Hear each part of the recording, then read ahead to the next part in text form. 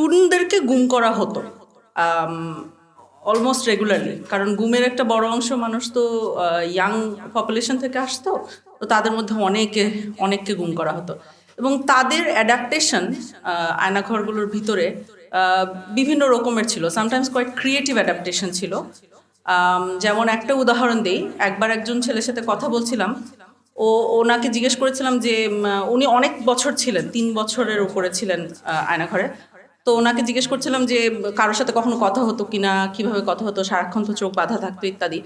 তো উনি আমাকে দেখাচ্ছিলেন যে ওনার যখন গার্ড চলে যেত তখন চোখটার এটা একটু উঠাতে পারতো, উঠিয়ে সামনের সেলে যে ছিল তার সাথে এরকম এয়ার রাইটিং করতো। হ্যাঁ, এখন এয়ার রাইটিং যদি আপনি করেন তাহলে আপনি লিখতেছেন, কিন্তু ওই সাইড তো নেসেসারিলি পড়তে পারে না, কাছে সে তো উল্টা দিক দিয়ে দেখছে, রাইট?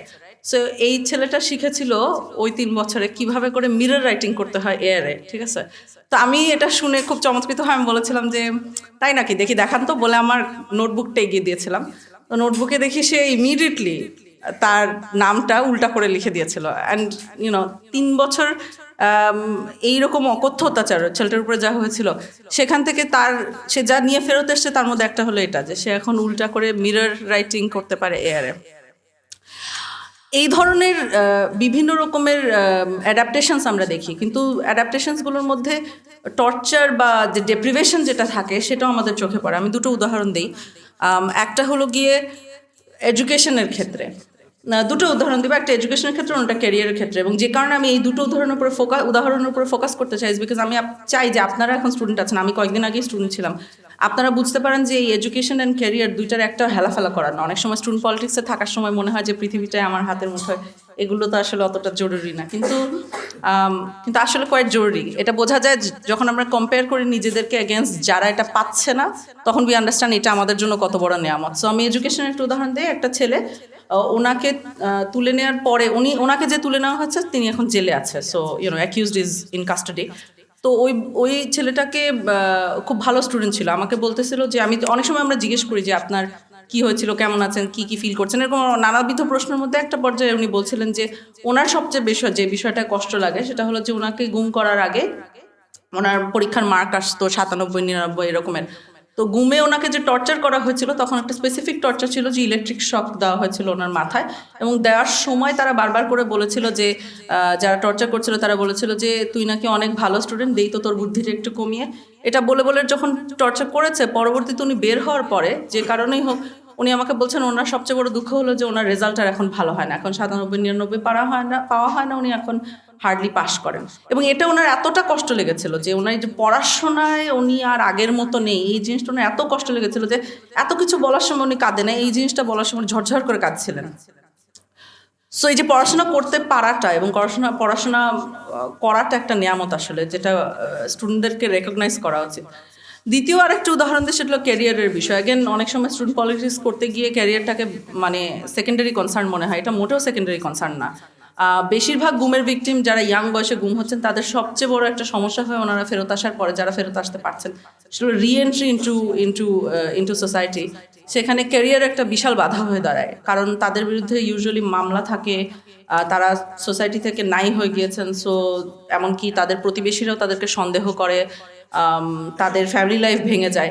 এসব মিলিয়ে তারা যখন ক্যারিয়ারে রিএন্টার করতে যান, তখন দেখেন যে তাদের জন্য কিছু অবশিষ্ট নেই। আমার মনে আছে স্পষ্ট, একজন ছেলে আমাকে বলছিল উনি স্টুডেন্ট থাকা অবস্থায় গুম হন ঢাকার বাইরে একটা।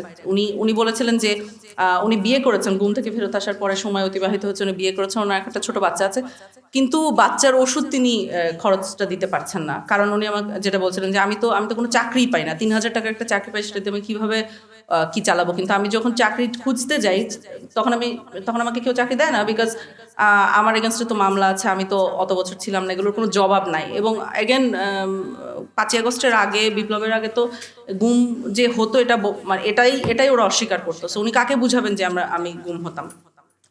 এই কারণে আপনারা যারা এখন সুযোগ পাচ্ছেন পড়াশোনা করার এবং ক্যারিয়ার ডেভেলপ করার, তারা ওই অপোজিটটা চিন্তা করবেন যে এটা না মানে অনেকে করতে চাচ্ছে কিন্তু করতে পারে না, স্টেট তাকে থামিয়ে দিয়েছে এবং সেই সুযোগটা আপনারা পাচ্ছেন। তাহলে নিয়ামত হিসেবে চিন্তা করাটা একটু সহজ হয়ে যাবে হয়তো।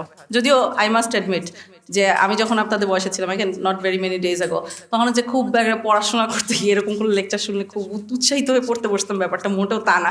তবুও এখন এই বয়সে আমার এটা দায়িত্ব, এই কথাটা বলার, আমি আমার দায়িত্ব পালন করলাম। কিন্তু তবুও it's a good thing, it's a good thing. যদি কেউ বলে যে পৃথিবীতে সাকসিড করতে পারবেন ক্যারিয়ার এবং পড়াশোনা ছাড়া, তাহলে তাকে জাস্ট তার কথা শুনবেন না, লাভ নাই শুনে। আচ্ছা, কিছু স্পেসিফিক আমার পরামর্শ আছে। আমি যখন মানে বিপ্লব হওয়ার পরের সপ্তাহের মাঝে আমি বেশ কিছু স্টুডেন্টকে মিট করেছিলাম, অনেক স্টুডেন্টকে মিট করেছিলাম। আমি তাদেরকে জিজ্ঞেস করেছিলাম যে আপনার কি মনে হয় কেন বিপ্লবটা হলো। আমাকে খুব অবাক করেছিল যে আমি ভেবেছিলাম ওনাদের উত্তর হবে কোটা বা এতগুলো গুলি হয়েছে ইত্যাদি ইত্যাদি, এগুলো দিয়ে শুরু হবে।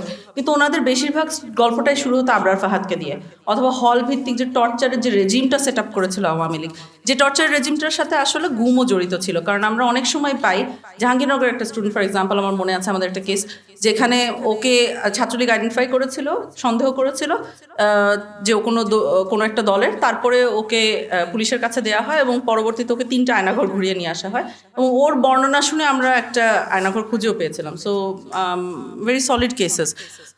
তো যেটা বলছিলাম, এই টর্চার এবং হল ভিত্তিক অত্যাচারগুলোর কথা বারবার করে চলে আসছিল আন্দোলন পরবর্তী সময়, যে এই কারণে এই বিপ্লবটা হয়েছে। অনেক সময় মনে হয় যে এগুলো থামাতে হলে হয়তো পেশি শক্তি দরকার হয়, অথবা দরকার হয় সেই অনেক কিছু মনে হয়। আমি একটা ছোট জিনিসের দিকে পয়েন্ট আউট করতে চাই, যেটা আমরা যারা আমি বাইরে পড়াশোনা করেছি, আমাদের ক্ষেত্রে সমস্যা অনেক সময় ছিল ইসলামোফোবি আমাদেরকে ডিল করতে হতো। যখন আপনি বিদেশে পড়েন, আপনি ভিজিবলি মুসলিম হন না, এটা একটা প্রবলেম আসে। তো আমাদের স্টুডেন্ট ইউনিয়নে আমরা যেটা চেষ্টা করেছিলাম সেটা হলো এগুলোকে রেকর্ড করার। কারণ স্ট্যাটিস্টিক্স একটা স্টোরি বলে, আপনি যদি বলতে পারেন যে এই জিনিসটা এতবার ঘটেছে এই সময়, সেইটার একটা ওয়েট আছে। তো অনেক সময় মনে হয় যে রেকর্ড করাটা is less important than fight করা, ফেস করা, অনেক কিছু মনে হয়।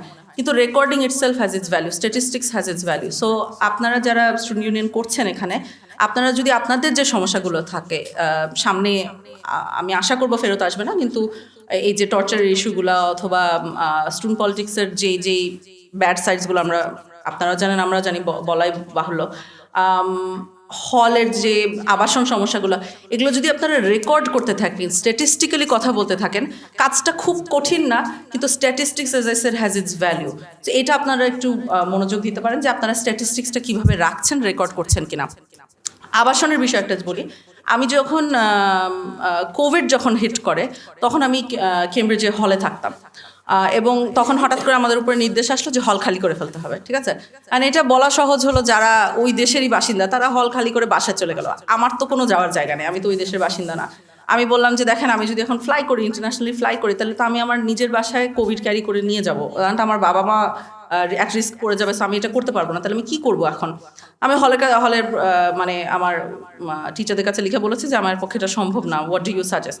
আমাকে বলেছে যে আচ্ছা ঠিক আছে, তাহলে তুমি রয়ে যেতে পারো। তখন যেটা হয়েছে যে আমাদের হলে ওখানে ধরেন 700-800 থাকার ব্যবস্থা ছিল, তার মধ্যে গোটা ইউনিভার্সিটি খালি হয়ে গেল, গোটা হল খালি হয়ে গেল, যদি আমি একা ওখানে একক রাজা হিসেবে রয়ে গেলাম। এবং অনেক মানে মাস পার হলো যখন শুধু আমি কাক পাখি এগুলো দেখতাম, কাক দেখতাম, ওইখানে ওই দেশে কাক নাই, যাও ঠিক আছে, পাখি দেখতাম। একটা পর্যায়ে হয়ে গেছিলো পাখি আর কাঠবিড়ালি, তারা আমার কাছে খাবার পেতে পেতে এত অভ্যাস হয়ে গেছিলো যে এসে সকালবেলা যদি ঘুম না ভাঙতো, তাহলে and I am not even joking, এটা হ্যালুসিনেশন না, অ্যাকচুয়ালি আমার জানালা এভাবে নক করতো যাতে আমি যে খাবার দিই। ইট ওয়াজ ভেরি উইয়ার্ড। কিন্তু ওখান থেকে আমি যেটা দেখতে পেরেছি সেটা হলো যে, যেটা আপনারা অনেকেই অনুভব করেন যারা ঢাকার বাইরে থেকে আসেন, যে হল যদি আপনার যদি আবাসন ব্যবস্থা ইউনিভার্সিটি না থাকে, তাহলে আপনি থাকবেন কোথায়, আসলে কোথায় থাকবেন? এবং এই জিনিসগুলোর ক্ষেত্রে এটা অবশ্যই দেওয়ার দায়িত্ব প্রশাসনের, আনডাউটেডলি সো, কিন্তু আপনার জন্য মিডিয়াম অফ কমিউনিকেশন, আপনার পক্ষ হয়ে যে যুদ্ধ করবে সেই এন্টিটিটা হলো আপনার স্টুডেন্ট ইউনিয়ন। এবং আপনার স্টুডেন্ট ইউনিয়ন যাতে আপনার জন্য এটা করে, এটা এনশিওর করার দায়িত্ব আপনি স্টুডেন্ট ইউনিয়নের কাছে এই দাবিটা করবেন, যাতে স্টুডেন্ট ইউনিয়নের কাজ নট নেসেসারিলি পার্টিসান পলিটিক্সের ভিতরে অন্তর্ভুক্ত হওয়া। স্টুডেন্ট ইউনিয়নের কাজ হলো আপনাকে রিপ্রেজেন্ট করা, যাতে প্রশাসনের কাছ থেকে যে জিনিসটা আপনার, সেটা সে দাবি করে জোগাড় করে দিতে পারে। এটা হলো তার দায়িত্ব। এই দায়িত্ব যদি সে পার্টিসিপেট না করে, তাহলে অসুবিধা। এবং ফাইনাল যে জিনিসটা নিয়ে আমি শেষ করতে চাচ্ছি সেটা হলো যে নারীদের উপস্থিতি এবং নারীদের পার্টিসিপেশন। এই রুমের দিকে তাকিয়েও আমি বলবো যে I think we could have done better. I think আরও অনেক বেশি নারীরা থাকতে পারতো। যারা আছেন থ্যাংক ইউ, প্লিজ তাদের জন্য একটা করতালি দেওয়া উচিত, বিকজ অ্যাটলিস্ট ওনারা আছেন। কিন্তু আমি আশা করবো আরও অনেক বেশি মানুষ সামনে আসবেন, কারণ we are 50% of the population. এই জিনিসটা আমাদের, এটা অ্যাজ মাচ ইনাদের ততটুকুই আপনাদের। সো এই জিনিসটা অ্যাগেন দাবি করে হলেও আদায় করে নিতে হবে, এবং আদায় করার জন্য নিজেকে সামনে গিয়ে আসতে হবে। কেউ আপনার জন্য লাল গালিচা বিছিয়ে নিয়ে আসবেন, এটা আপনার দায়িত্ব, মানে লাল গালিচাটাকে নিজেই বানায় ফেলা, ঠিক আছে? সো আমি যে জিনিসটা দিয়ে শেষ করতে চাচ্ছি সেটা হলো যে ওই স্টুডেন্টটার কথা, আপনি এখন আপনারা স্টুডেন্ট পলিটিক্স করবেন, অনেক কিছু করবেন স্বাভাবিকভাবে, এবং দেশের কাছ থেকেও আপনাদের কাছে একটা এক্সপেকটেশন আছে, জাতি এক্সপেক্ট করছে। কিন্তু যে জিনিসটা কিছুতেই প্লিজ ভুলবেন না সেটা হলো এই যে ক্যারিয়ার এবং এডুকেশন। এবং যতবারই ভুলে যাওয়ার চেষ্টা করবেন, ভুলে যাওয়ার চিন্তা আসবে, তখন ওই স্টুডেন্টের কথা মনে করবেন যিনি যার মাথায় ইলেকট্রিক শক দিতে দিতে বলা হচ্ছিল যে তোর বুদ্ধিটা একটু কমিয়ে দেয়। তার দুঃখটা চিন্তা করবেন, তাহলে আপনার জন্য পড়াশোনা করাটা একটু সহজ হয়ে যাবে, কারণ আপনার পড়াশোনা করাটা অতটা কঠিন না ওনার জন্য যতটা কঠিন। ধন্যবাদ।